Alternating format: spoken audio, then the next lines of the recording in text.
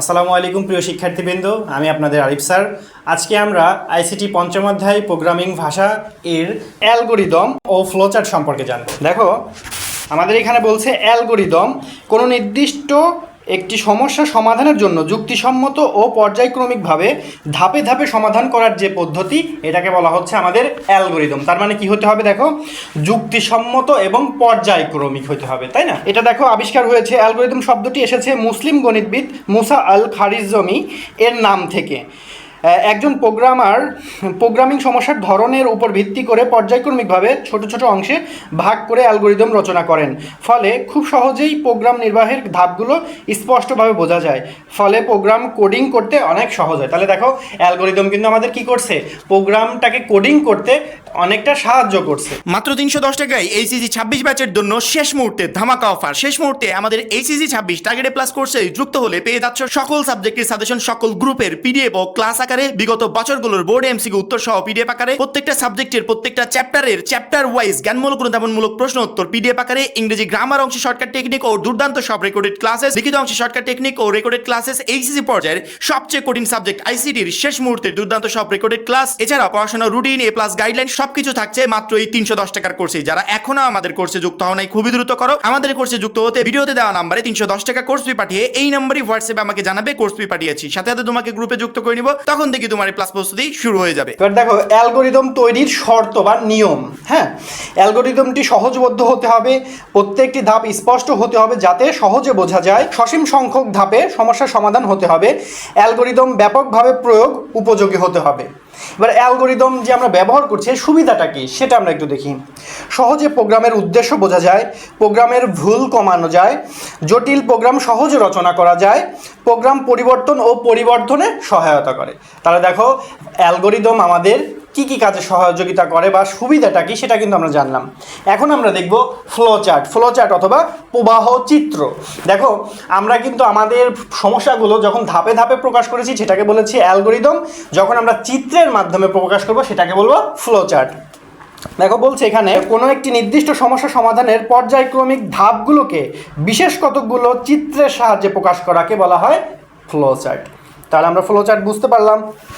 এখন দেখো, ফ্লোচার্টের কিছু বৈশিষ্ট্য বা সুবিধা আছে, সেগুলো হচ্ছে সহজে প্রোগ্রামের উদ্দেশ্য বোঝা যায়, প্রোগ্রামের ভুল নির্ণয়ে সহায়তা করে এবং পরিবর্তনে সহায়তা করে, সহজে ও সংক্ষেপে জটিল প্রোগ্রাম লেখা যায়। এগুলো হচ্ছে আমাদের ফ্লোচার্টের সুবিধা। এবার ফ্লোচার্ট তৈরি করার কিছু নিয়ম আছে, সেই নিয়মগুলো আমরা দেখি। ফ্লোচার্ট তৈরির জন্য প্রচলিত প্রতীক ব্যবহার করা উচিত। তীর চিহ্ন দিয়ে উপর থেকে নিচে বা বাম থেকে ডানে দিকে প্রবাহ দেখানো উচিত। ফ্লোচার্ট তৈরি করার সময় সংযোগ চিহ্ন যত কম হয় ততই ভালো। ফ্লোচার্ট সহজে বোধগম্য হওয়া উচিত। ফ্লোচার্ট নির্দিষ্ট কোনো প্রোগ্রামের ভাষায় লেখা উচিত নয়। চিত্রগুলো ছোট বড় হলে ক্ষতি নাই, তবে আকৃতি ঠিক থাকতে হবে। তার মানে কি, চিত্রগুলো আমরা ছোট বড় এতে সমস্যা হবে না, কিন্তু চিত্রের আকৃতিগুলো কিন্তু ঠিক থাকতে হবে। দেখো, ফ্লোচার্টের প্রকারভেদ। ফ্লোচার্ট প্রধানত দুই প্রকার, একটা সিস্টেম ফ্লোচার্ট, একটা হলো প্রোগ্রাম ফ্লোচার্ট। যাই হোক, আমরা প্রোগ্রাম ফ্লোচার্টটা আমরা এখন পড়ব। প্রোগ্রাম ফ্লোচার্টে আমরা কি কি চিহ্ন ব্যবহার করি, সেই চিহ্নগুলোর কাজ কি, সেগুলো এখন আমরা হোয়াইট বোর্ডে দেখব।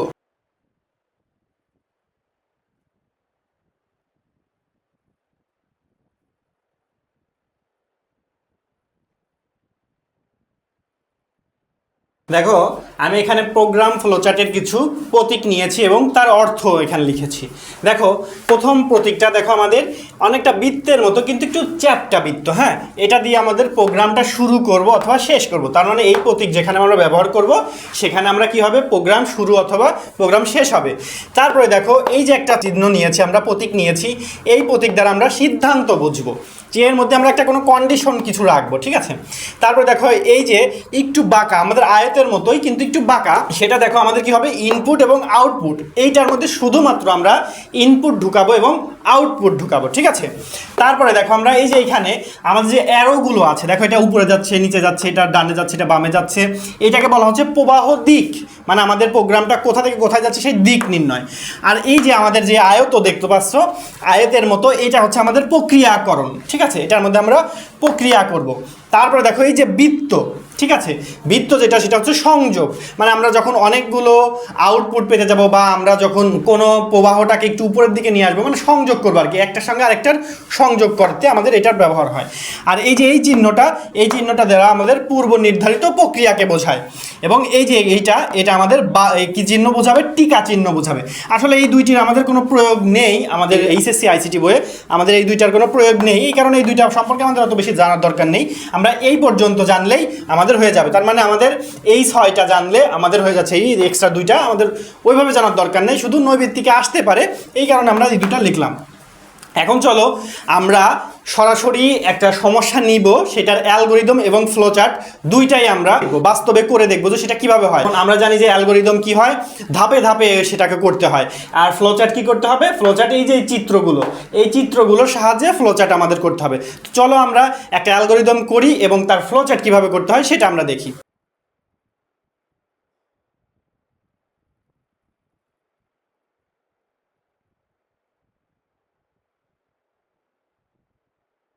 দেখো, আমি এখানে একটি সমস্যা নিয়েছি, বলছে 3টি সংখ্যার গড় নির্ণয়ের জন্য অ্যালগরিদম ও ফ্লোচার্ট অঙ্কন করো।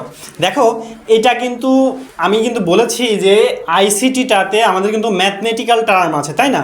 দেখো, এই যে অ্যালগরিদম এবং ফ্লোচার্ট, এখানে দেখো আমাদের কি বলতে বলছে? 3টি সংখ্যার গড়। তার মানে কি করতে হবে? আমাদেরকে কিন্তু আগে জানতে হবে গড় কিভাবে নির্ণয় করে, তাই না? তাহলে আমরা কি করব? 3টি সংখ্যার গড় আমরা ধরি, ABC আমাদের 3টি সংখ্যা, ABC আমাদের 3টি সংখ্যা। এই 3টি সংখ্যার গড় কিভাবে নির্ণয় করতে হয়? সংখ্যাগুলোকে আমাদের যোগ করতে হবে এবং যে কয়টি সংখ্যা তত দিয়ে আমাদের ভাগ করতে হয়, তাহলে কি হবে? আমাদের গড় নির্ণয় হবে। তার মানে আমরা এখানে কি করব? 3টি সংখ্যা নিব। এখানে কি আমার 3টি সংখ্যার নাম বলেছে? না, বলেনি। তার মানে কি, আমরা ইনপুট হিসেবে যে কোনো 3টি সংখ্যা মানে ABC ধরে নিব। ধরে নেওয়ার পরে তারপরে আমরা এভারেজের যে সূত্রটা ছিল এটা আমরা ব্যবহার করব, তাই না? এভারেজের যে সূত্রটা আছে আমাদের এভারেজ, সেই সূত্রটা, এই সূত্রটা আমরা ব্যবহার করব। তাহলে চলো আমরা এখন প্রথমে অ্যালগরিদম করব, তারপর আমরা ফ্লোচার্ট আঁকিয়ে দেখব, ঠিক আছে? তাহলে চলো আমরা প্রথমে অ্যালগরিদম শুরু করি। অ্যালগরিদম কি করতে হবে? ধাপ 1-এ আমাদেরকে কি করতে হবে? ধাপ 1-এ আমাদের প্রোগ্রাম শুরু করতে হবে। তার মানে কি করব? প্রোগ্রাম শুরু। তার মানে আমাদের কিন্তু প্রোগ্রাম শুরু হয়ে গেছে। তারপরে আমরা কোথায় যাব? ধাপ 2-তে। ধাপ 2-তে আমরা কি করব? যত প্রকার ইনপুট আমাদের নেওয়ার প্রয়োজন আছে সেগুলোকে আমরা ধাপ 2-তে নিব। তাহলে দেখো আমাদের কি করতে হবে? 3টি সংখ্যা, তার মানে ইনপুট আমাদের কয়টি নিতে হবে? 3টি ইনপুট। তাহলে আমরা নিব ইনপুট হিসেবে A B ও C নিই, ঠিক আছে? তার মানে আমরা ধাপ 2-তে ইনপুটগুলো নিব। এইবার আমরা ধাপ 3-র কাজ করব। ধাপ 3-র কাজ কি হবে? ধাপ 3-র কাজ হবে আমাদের এই যে অ্যাভারেজ যে আমরা সূত্রটা আছে সেই সূত্রটার প্রয়োগ করব। তার মানে আমরা average equal to A plus B plus C divided by 3,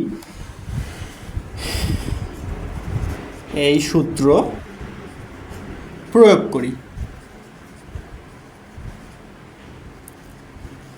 করি, ঠিক আছে? আমরা কিন্তু এখানে ডিভাইডেড এইভাবে লিখেছি, কিন্তু আমরা কিন্তু প্রোগ্রামিং ভাষায় মানে অ্যালগরিদমে কিন্তু আমরা ডিভাইডেড এইভাবে স্ল্যাশ দিতে হবে, তাই না? এখানে কিন্তু গুণ দিতে হলে কি করতে হয়? গুণ দিতে হলে কিন্তু এভাবে স্টার দিতে হয়, ভাগ দিতে হলে এভাবে স্ল্যাশ দিতে হয়, এরকম। আর যোগ বিয়োগ জেনারেল, যোগ বিয়োগ যেভাবে আছে সেভাবেই থাকে, কিন্তু গুণ এবং ভাগকে আমাদের স্টার এবং স্ল্যাশে ব্যবহার করতে হয়। দেখো, এই কাজ কিন্তু আমাদের হয়ে গেল, সূত্র প্রয়োগ হয়ে গেল। তার মানে এখন কি ধাপ 4-এ আমাদের কি হবে? ধাপ 4-এ আমাদের কি কাজ হবে বলো তো? ধাপ 4-এ আমাদের এভারেজের মান আমাদের কি করবে? এভারেজের মান কি করবে? প্রদর্শন করবে। এভারেজের মান প্রদর্শন। তারপরে আমাদের ধাপ 5-এ কি হবে? আমাদের কিন্তু চেয়েছে কি বলো তো? চেয়েছে 3টি সংখ্যার গড় নির্ণয়। এখানে 3টি সংখ্যার গড় নির্ণয় করেছি, এখানে 3টি সংখ্যার মান আমাদের প্রদর্শন করা হয়ে গিয়েছে। এখন আমরা কি করব? আমাদের প্রোগ্রামটা কি হয়ে যাবে? শেষ হয়ে যাবে। প্রোগ্রাম শেষ। দেখো, এই ছিল আমাদের তিনটি সংখ্যার গড় নির্ণয়ের অ্যালগরিদম। একদমই ইজি, কিন্তু তোমাকে শুধু একটা জিনিস মাথায় রাখতে হবে যে আমাদের যেই ম্যাথমেটিক্যাল টার্ম এখানে আছে তিনটি সংখ্যার গড় নির্ণয়, এই ম্যাথমেটিক্যাল টার্মটা তোমাকে ভালোভাবে আয়ত্তে আনতে হবে এবং এটা জানতে হবে যে গড় কীভাবে নির্ণয় করতে হয়। তাহলে এটা আমাদের দেখো খুব সহজে কিন্তু আমাদের অ্যালগরিদম হয়ে গেল। এখন আমরা ফ্লো চার্ট করি, এখানে আমরা অ্যালগরিদম লিখে দিই।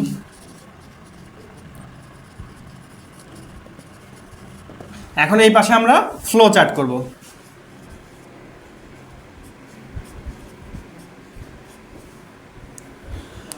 দেখো আমরা কিন্তু প্রথমেই বলেছিলাম যে আমাদের যে ফ্লো চার্ট হবে, ফ্লো চার্টের প্রথম কি করতে হবে, আমাদের এই রকম একটা চ্যাপ্টা গোল আকারের একটা প্রতীক নিতে হবে, সেটাতে আমরা লিখব কি প্রোগ্রাম স্টার্ট। তাহলে আমরা এখানে লিখবো স্টার্ট, তার মানে কি আমাদের প্রোগ্রাম স্টার্ট হয়ে গিয়েছে। তারপরে কি করব, আমরা এই যে আমাদের যে অ্যারো চিহ্নগুলো ছিল সেগুলো নিতে হবে। এইখানে আমরা কি করব, তারপরে দেখো কি নিয়েছি, ইনপুট নিয়েছে। আমরা বলেছিলাম ইনপুট এবং আউটপুটের জন্য এই রকম একটা বাঁকানো একটি আমাদের চিত্র নিতে হবে, তাই না? এখানে আমরা লিখব ইনপুট, কি কি ইনপুট নিয়েছিলাম আমরা, এ বি সি ইনপুট আমাদের নেওয়া হয়ে গিয়েছে। তারপরে আমাদের পরের ধাপে যাব। পরের ধাপে আমাদের কি আছে দেখো, আমাদের এখানে কিন্তু এভারেজের কাজ করেছি, মানে আমরা কিন্তু এখন এইটার মধ্যে প্রক্রিয়াকরণ করব, তাই না? প্রক্রিয়াকরণের জন্য আমাদের কি ছিল, আমাদের কিন্তু একটি আয়ত ছিল, তাই না? আয়তের মতো এটা ছিল আমাদের প্রক্রিয়াকরণে আমরা কি করেছি, average is equal to a plus B plus C divided by 3। এইখানে কিন্তু আমরা এই ডিভাইডেড ব্যবহার করতে পারি, ঠিক আছে? এইখানে আমাদের কোনো বাধ্যবাধকতা নেই। এইটা কিন্তু আমাদের কি হয়ে গেল, এটা কিন্তু আমাদের কি প্রক্রিয়াকরণ হয়ে গেল। তারপর আমরা কি করেছি দেখো, 4 নম্বর ধাপে কি করেছি, এভারেজের মান প্রদর্শন, তার মানে কি আউটপুট নিয়েছি আমরা। তাহলে এখানে আমরা আউটপুটটাকে নিব, আউটপুট বা প্রিন্ট করতে পারি আমরা, ঠিক আছে? এখানে আউটপুটের দরকার নেই, আমরা প্রিন্ট লিখতে পারি। প্রিন্ট লিখলে আমাদের বেশি ভালো হবে, যেহেতু আমরা প্রোগ্রামিং ভাষা লিখব, প্রোগ্রামিং ভাষা আমাদের ইনপুট এবং প্রিন্টের গল্প আছে, তার মানে আমরা এখানে প্রিন্ট লিখব। প্রিন্ট কি হয়ে যাবে, প্রিন্ট হয়ে যাবে এভারেজটাকে প্রিন্ট করে দিয়েছে। তারপরের ধাপে আমাদের কি হবে, প্রোগ্রামটা আমাদের কি হয়ে যাবে, এন্ড হয়ে যাবে। প্রোগ্রামটা আমাদের এন্ড হয়ে গেল, কারণ আমাদের পরের ধাপ 5-এ আছে প্রোগ্রাম শেষ। দেখো আমাদের এখানে কিন্তু আমরা স্টেপ বাই স্টেপ করেছি এবং আমরা কিন্তু সবগুলো অ্যারো চিহ্নর মাধ্যমে দেখিয়েছি যে কোন ধাপের পরে কোন ধাপে যাচ্ছি। তো এই ছিল আমাদের এই যে 3টি সংখ্যার গড় নির্ণয়ের অ্যালগরিদম এবং সেটার ফ্লো চার্ট। এবং আমরা কিন্তু দেখো ফ্লো চার্ট সম্পর্কে কিন্তু আমরা বিস্তারিত ওইভাবে আলোচনা করিনি। আমি কিন্তু তোমাদেরকে বলেছি যে এইভাবে থিওরি পড়ার থেকে প্র্যাকটিক্যালি করে দেখলে আমাদের জিনিসটা বেশি ক্লিয়ার হবে এবং কোনটা কি কাজে লাগে সেটা আমরা ভালোভাবে বুঝতে পারবো।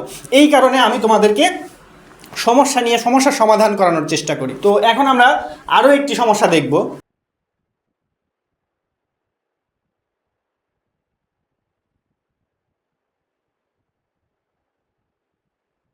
দেখো আমি এখানে একটি সমস্যা নিয়েছি, দুটি সংখ্যার বিয়োগফল নির্ণয়ের জন্য অ্যালগরিদম ও ফ্লোচার্ট অঙ্কন করো। তার মানে প্রথমে আমরা কি করব, দুইটি সংখ্যার বিয়োগ করব, মানে কি সাবট্রাকশন করব, সাব নিব। তার মানে আমাদের এখানে কি করতে হবে, সাব দুইটি সংখ্যা নিব, কি কি ধরো এ বি বা এক্স ওয়াই যা নিব, তার মানে কি সাবট্রাকশন করব এ এবং বি এর।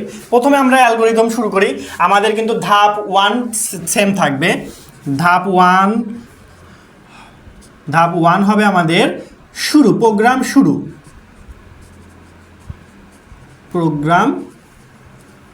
শুরু অথবা শুরু দিতে পারো, তুমি শুরু দিতে পারো, ঠিক আছে?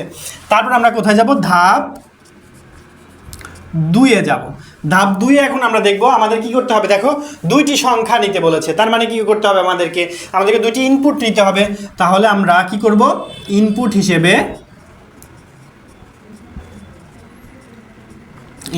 কি নিব, আমরা এ ও বি নেই। এখন আমরা কোথায় যাব, ধাপ 3-এ যাব। ধাপ 3-এর কাজ কি, আমরা প্রক্রিয়াকরণ করব। ধাপ 3-এ আমরা sub is equal to A minus B সূত্র প্রয়োগ করি।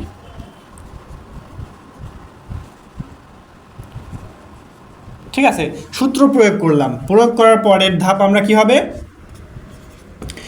প্রয়োগ করার ধাপ কিন্তু আমার হয়ে গেল। এখন আমরা কি লিখব, সাব এর মান প্রদর্শন করি।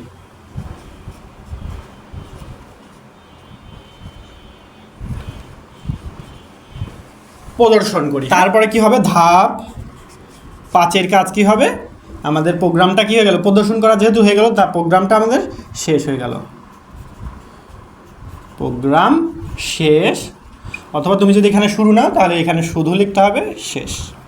ঠিক আছে, তাহলে দেখো আমাদের কি হয়ে গেল, এই যে অ্যালগরিদম, দুইটি সংখ্যার বিয়োগফলের অ্যালগরিদম, সেটা কিন্তু আমাদের খুব সহজে হয়ে গেল। এখন আমরা দুইটি সংখ্যার ফ্লো চার্ট কীভাবে করে সেটা আমরা দেখব। দেখো, প্রথমে আমাদের তো প্রোগ্রাম শুরু করতে হয় কিভাবে, স্টার্ট করতে হয় আমাদের এই চিহ্নের মাধ্যমে, এই যে চ্যাপটা একটু গোল, এইটার মাধ্যমে আমরা কি করতে হবে, প্রোগ্রামটাকে স্টার্ট করব। তারপর আমাদের কি করেছি, ইনপুট নিয়েছি।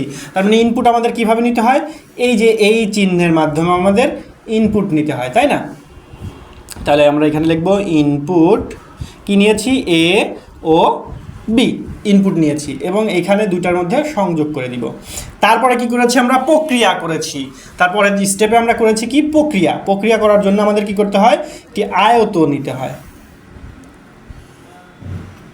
একটি আয়ত নিয়েছি। তাহলে আয়ততে আমরা কি করেছি, sub is equal to A minus B, তাই না? তারপরে কি করেছি, আমরা আবার আউটপুট বের করেছি, তাই না, প্রিন্ট করেছি। তাহলে সেটা আমাদের কিভাবে নিতে হবে, আমরা বলেছি ইনপুট এবং আউটপুটের জন্য কি করতে হয়, আমাদেরকে এই সেম চিহ্ন, মানে এটাকে সামান্তরিক বলে, সামান্তরিক চিহ্ন আমাদের নিতে হবে, তাই না? তাহলে এখানে লিখব কি, প্রিন্ট সাব লিখলে আমাদের এই সাবের যে মানটা এসেছে সেটা আমাদের প্রিন্ট করে দেবে। তারপরে আমাদের কি হবে,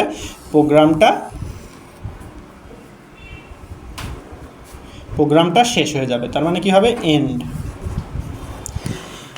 দেখো, আমরা কিন্তু খুব সহজেই দুইটি সংখ্যা বিয়োগফলের অ্যালগরিদম এবং ফ্লোচার্ট দুইটি কিন্তু আমরা খুব সুন্দরভাবে করে ফেলেছি। তাহলে দেখো, আমি কিন্তু তোমাদেরকে বলেছি যে আমরা একটা সমস্যা নিব, সেই সমস্যাটাকে আমরা কি করব, সমাধান করব এবং ধাপে ধাপে আমরা বোঝার চেষ্টা করব। ঠিক আছে, তাহলে দেখো আমরা কিন্তু এই যে আমাদের যে চিত্রগুলো আছে বা যে প্রতীকগুলো আছে, সেই প্রতীকগুলো কোনটা কোথায় ব্যবহার হয় সেটা কিন্তু আমাদের অনেকটাই ধারণায় চলে এসেছে।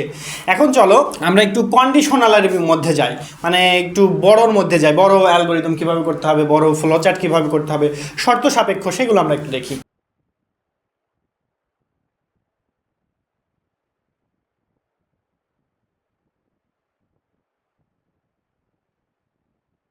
দেখো, আমি এখানে আরেকটি সমস্যা নিয়েছি, সেটি হচ্ছে কোনো সংখ্যা জোড় না বিজোড় নির্ণয়ের জন্য অ্যালগরিদম অফ ফ্লোচার্ট অঙ্কন। ঠিক আছে, দেখো আমি কিন্তু বারবার বলেছি যে আইসিটিতে কিন্তু ম্যাথমেটিক্যাল টার্ম থাকবেই। হ্যাঁ, তাহলে দেখো, কোনো সংখ্যা জোড় না বিজোড়, আমরা কিন্তু জানি যে কোনো সংখ্যা জোড় হবে না বিজোড় হবে, সেটাকে কি করব, সংখ্যাকে এন ধরবো, তাকে 2 দ্বারা ভাগ করলে ভাগশেষ যদি 0 হয়, মানে কি একটা পূর্ণ সংখ্যা যদি আমাদের বের হয়, তাহলে আমাদের কি হবে, সংখ্যাটা জোড় হয়ে যাবে।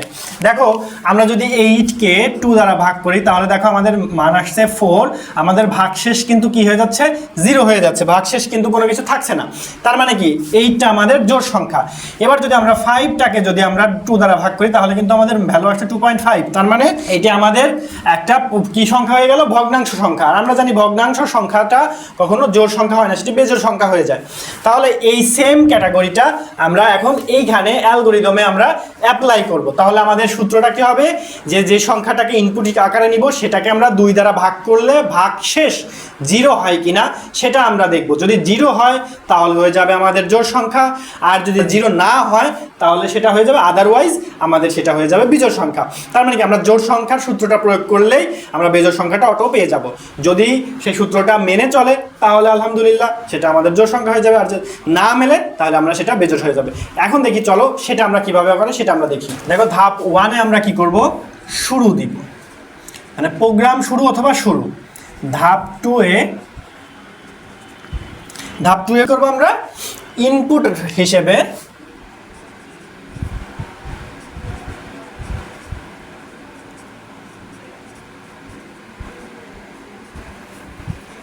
n কি নিব, ইনপুট হিসেবে n নিই।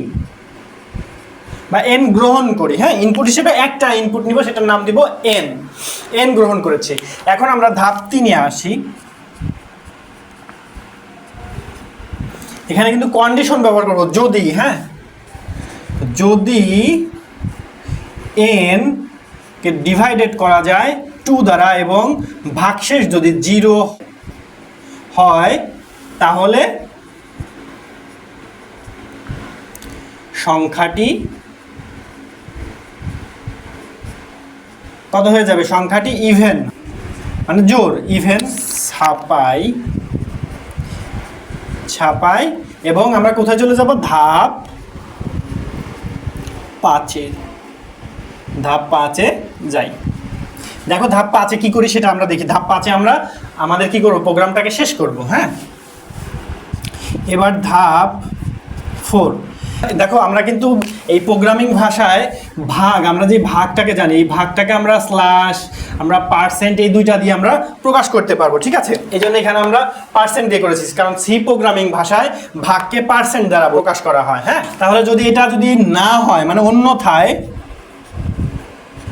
অন্যথায় কি ছাপাবো? দেখো এখানে ইভেন ছাপাইছি, অন্যথায় অড ছাপাই। তার মানে কি বলো তো? তার মানে হচ্ছে যদি আমাদের এই কন্ডিশনে যদি 0 না আসে, ভাগশেষ যদি 0 না আসে, তাহলে আমরা এই অড ছাপাই দিব। তারপর আমরা ধাপ 5 হবে কি?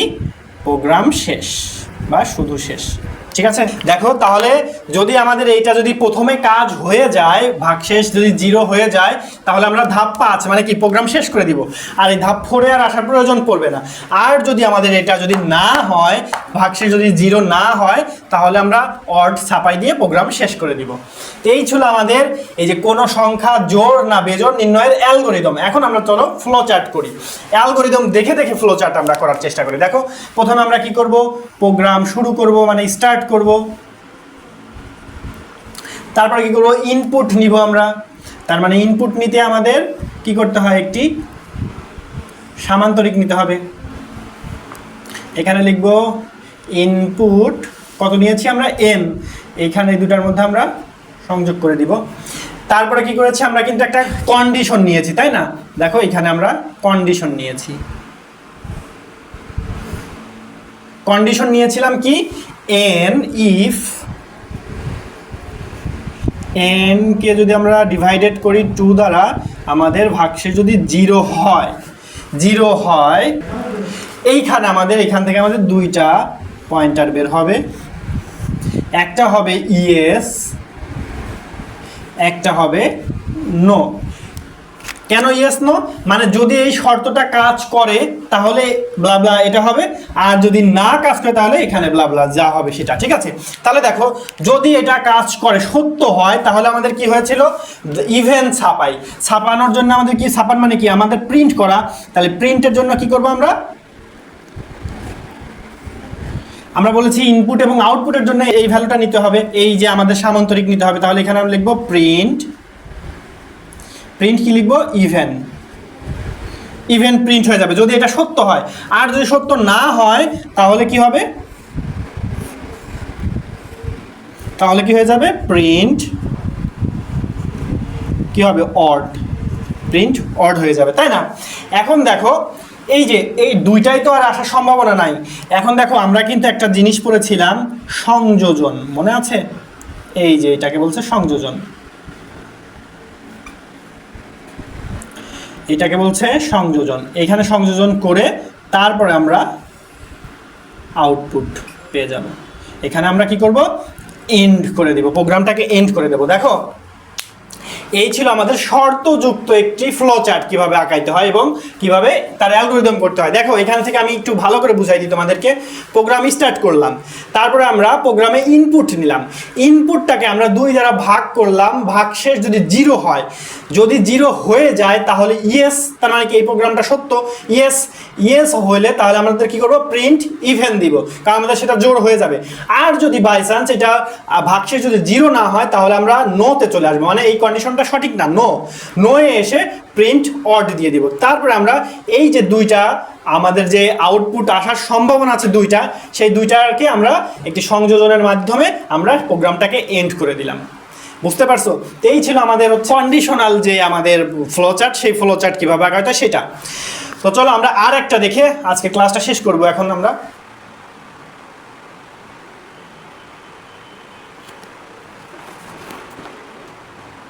দেখো, আমি এখানে আরেকটি সমস্যা নিয়েছি, কোনো সংখ্যা ধনাত্মক না ঋণাত্মক নির্ণয়ের জন্য অ্যালগরিদম ও ফ্লোচার্ট অঙ্কন। মানে আমরা আগের যে ফ্লোচার্টটা বা অ্যালগরিদম দিক করেছি সেটা থেকেই জাস্ট আমি কিছু সামারি করে দিলেই আমার কিন্তু এই অ্যালগরিদম এবং ফ্লোচার্ট হয়ে যাবে এই সমস্যার জন্য। দেখো তাহলে আমি সেটা কিভাবে করি। দেখো প্রথমে আমাদেরকে কিন্তু কোনো একটি সংখ্যা, মানে একটি সংখ্যা আমরা ধনাত্মক না ঋণাত্মক সেটা বের করবো। তার মানে কি, প্রোগ্রাম শুরু আমাদের সেম থাকবে, ইনপুট হিসেবে n নিই, এটাও ঠিক থাকবে, জাস্ট কন্ডিশনের মধ্যে আমাদের একটু পরিবর্তন আনতে হবে এবং আমাদের যেটা ছাপাবো সেটার মধ্যে একটু পরিবর্তন আনতে হবে। দেখো আমাদের নির্ণয় করতে বলেছে ধনাত্মক নাকি ঋণাত্মক সেটা। তার মানে কি করব আমরা, দেখো আমরা জানি যে 0 ডানে যা থাকে সেগুলো হচ্ছে ধনাত্মক এবং 0 বামে যা থাকে সেগুলো হচ্ছে ঋণাত্মক, তাই না? তার মানে আমরা দেখো এখানে কিন্তু একটা কন্ডিশন দিতে পারি যে n যদি কি থাকে, 0 থেকে বড় থাকে, n যদি 0 থেকে বড় হয় তাহলে কি হয়ে যাবে, ধনাত্মক, অন্যথায় সেটা ঋণাত্মক, তাই না? তাহলে দেখো সেম প্রসেসটা আমরা এখানে লিখবো, n যদি গ্রেটার দেন 0 হয় তাহলে সংখ্যাটি কি হবে, আমাদের পজিটিভ, সংখ্যাটি হয়ে যাবে পজিটিভ, অন্যথায় আমাদের কি হয়ে যাবে, নেগেটিভ। দেখছো, অন্যথায় হয়ে যাবে নেগেটিভ, প্রোগ্রাম শেষ। তাহলে দেখো একটা প্রোগ্রাম জানলেই কিন্তু একটা প্রোগ্রামের সাথে আরেকটা প্রোগ্রাম অনেক সুন্দরভাবে লিঙ্ক আছে, তাই না? মানে একটা প্রোগ্রাম জানলে সেই প্রোগ্রামের প্রসেসটা তুমি খুব ভালো করে যদি বুঝে করতে পারো তাহলে কিন্তু সেই প্রোগ্রাম থেকে তুমি আরেকটা প্রোগ্রামের অ্যালগরিদম কিন্তু তুমি করতে পারবে। তো দেখো আমাদের কিন্তু এটা কিন্তু হয়ে গেল। এখন আমরা জাস্ট ফ্লো চার্টটা করবো। দেখো জাস্ট ফ্লো চার্টেও আমরা কি করব, এইখানে আমাদের ইফের যে কন্ডিশনটা ছিল কন্ডিশনটা আমরা চেঞ্জ করে শুধু জাস্ট ইফ এটা সমান যদি n গ্রেটার দেন 0 হয় তাহলে, যদি 0 হয় তাহলে এখানে আমাদের প্রিন্ট কি করব, পজিটিভ, প্রিন্ট পজিটিভ করে দেব। আর যদি আমাদের এটা যদি 0 না হয় তাহলে আমরা কি করব, প্রিন্ট নেগেটিভ, প্রোগ্রাম দুইটাকে সংযোগ করলাম, এন্ড করে দিলাম। তাহলে দেখো আমরা কিন্তু খুব সহজেই একটি প্রোগ্রাম থেকে কিভাবে সেই সংখ্যাটা আমাদের ধনাত্মক নাকি ঋণাত্মক সেটা কিন্তু আমরা বের করতে পারলাম। তার মানে দেখো একটা প্রোগ্রাম যদি তুমি সুন্দর করে বুঝে করতে পারো তাহলে কিন্তু সেই প্রোগ্রাম থেকে, সেই প্রোগ্রামের তুমি বেসিক ধারণা থেকে কিন্তু তুমি পরবর্তী প্রোগ্রামটা তুমি করতে পারবে। আমরা কিন্তু সেটা করে দেখিয়েছি কিভাবে করতে হয়। জাস্ট কিছু অনেক জিনিসই আমাদের কি থাকে, সেমই থাকে, জাস্ট অল্প কিছু আমাদের একটু পরিবর্তন করতে হয়। একই টাইপের প্রোগ্রাম যেগুলো থাকে সেইগুলোতে হালকা কিছু কন্ডিশন পরিবর্তনগুলো হয়ে যায়, আর যেগুলোতে 2 বা ততোধিক কন্ডিশন করতে হয় সেগুলোর ক্ষেত্রে একটু আলাদা। সেখানে এই কন্ডিশন থেকে একটি কন্ডিশন বের হবে, এইখানে আরও একটি কন্ডিশন, সেই কন্ডিশন থেকে আরও 2টি কন্ডিশন বের হবে, এইভাবে কন্ডিশন বের হয়, ঠিক আছে? তো দেখো সেগুলো আমরা কিন্তু খুব সহজেই করতে পারবো, শুধু প্রসেসটা তোমার জানতে হবে যে আসলে একটা সংখ্যা ধনাত্মক বা ঋণাত্মক সেটা কিভাবে নির্ণয় করে। এটা যদি তুমি ধরতে পারো কিভাবে নির্ণয় করতে হয় তাহলে কিন্তু তোমার পক্ষেই সম্ভব এটার অ্যালগরিদম এবং ফ্লো চার্টটা তৈরি করা। আদারওয়াইজ তুমি যদি আসলে নাই জানো যে আমাদের এই যে সংখ্যা 0 থেকে যদি আমাদের ডানে গেলে যে পজিটিভ সংখ্যা হয় এবং 0 থেকে যদি বামের দিকে আসতে থাকি তাহলে যে আমাদের নেগেটিভ সংখ্যা, এটা যদি তুমি নাই জানো তাহলে কিন্তু তুমি কিন্তু আসলে এই সমস্যার সমাধান করতে পারবে না। দেখো অনেকেই করতে পারে এই সেম অঙ্কটাকেই এইভাবে করতে পারে যে n এর মান 0 থেকে ছোট, তখন আমাদের কি হবে, ইয়েস হইলে এটা হয়ে যাবে নেগেটিভ এবং নো হইলে এটা হয়ে যাবে পজিটিভ, জাস্ট উল্টায় যাবে। তাহলে দেখো যদি আমি এইটাই করি তাহলে কীভাবে হয়, জাস্ট এইখানে আমাদের উল্টায় যাবে যে n এর ভ্যালু থেকে যদি 0-র ভ্যালু যদি বড় হয়ে যায় তাহলে আমাদের কি হবে, পজিটিভের জায়গায় আমরা লিখে দিব নেগেটিভ, অন্যথায় সেটা হয়ে যাবে পজিটিভ। আবার এইখানেও সেম করব আমরা, তাহলে এখানে আমরা করে দিব এন থেকে যদি জিরোর মানটা যদি বড় হয়, মানে জিরো থেকে যদি এন এর মান ছোট হয়ে যায়, তাহলে এটা আমাদের ভ্যালু দেবে নেগেটিভ।